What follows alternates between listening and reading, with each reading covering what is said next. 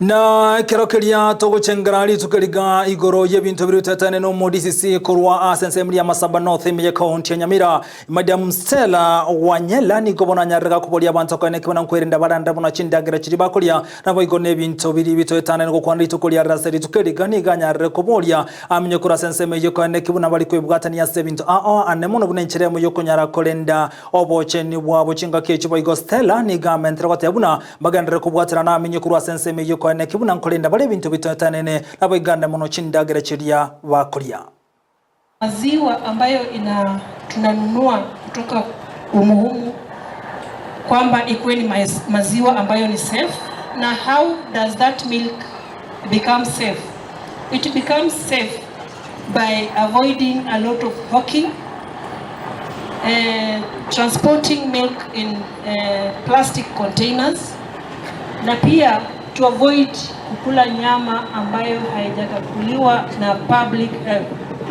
Public health officer alikuwa hapa akaongea juu ya liquid waste management.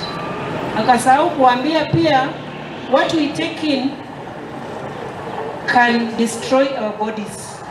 It has to be safe for our consumption. So mambo ya usafirishaji na hawking ya maziwa haikubaliki under the existing livestock sector rules and regulations. We are on RRI. This is the 10th day since the RRI was launched. So juzi on Monday launch ya Nyamira County. The following day launch ya Masaba North Sub-County. It is going to be a multi-agency approach in terms of regulation, enforcement of the livestock rules. Mambo ya kutembea na mifugo hapa na pale, ukipatikana bila permit ujue utakuwa mgeni wa OCS. Ukipatikana unatembeza maziwa, unauza maziwa rejareja kwa plastic containers, pia kuuza maziwa rejareja haistahili.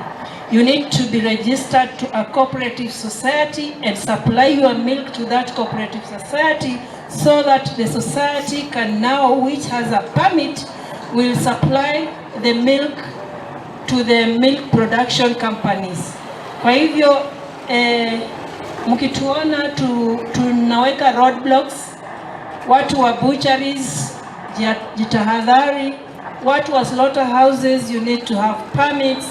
And we are going to fully implement that. And I want to ask Madam Honorable Chief Magistrate that to take note that that is the RRI that is on, and we will ask for your indulgence and your support for the RRI so that this country has to be healthy and people have to consume what products that are good for their health. So kwa hivyo tunaendelea namna hivyo. Kesho tuko na mkutano na chiefs katika mabaraza, watawaambia wananchi na gotikana